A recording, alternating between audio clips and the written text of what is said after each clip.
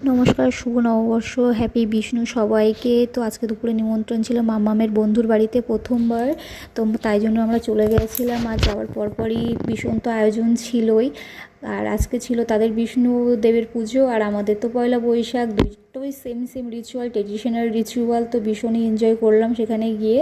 তো যাওয়ার পরপরই তো মাম্মাম আর আদব খেতে বসে গেছে। আর খাওয়া দাওয়ার মধ্যে ছিল প্রচুর পরিমাণে আইটেম, আর এত সুন্দর ছিল প্রত্যেকটা আইটেম। সবথেকে মজার বিষয় সব কিছু ছিল কোকোনাট অয়েলে রান্না, যেটা আমি একদমই পছন্দ করি না, বাট আজকে ফার্স্ট টাইম আমি বুঝতেই পারিনি যে এগুলো কোকোনাট অয়েলে রান্না করা। ভীষণ টেস্টি হয়েছিল প্রত্যেকটা খাবার অসাধারণ হয়েছিল। আর সব কিছু ঘরেই বানিয়েছিল দিদিভাই।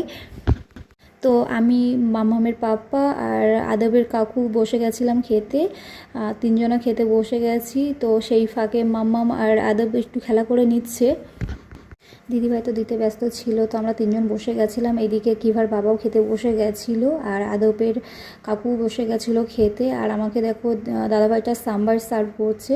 আর প্রত্যেকটা খাবার সত্যি খুব সুন্দর ছিল। আর এইদিকে দেখো মাম্মাম আর আদব দুজনে খেলায় খুবই ব্যস্ত ছিল। আর আমাদের তো খাওয়া দাওয়া কমপ্লিট হয়ে গেছে। খাওয়া দাওয়ার পরেই একটু ছবি তুলে নিয়েছি। আর মাম্মামকে একটা দিদিভাই গিফট করছিল, একটা গিফট, কিন্তু ও নিতেই ব্যস্ত ছিল না।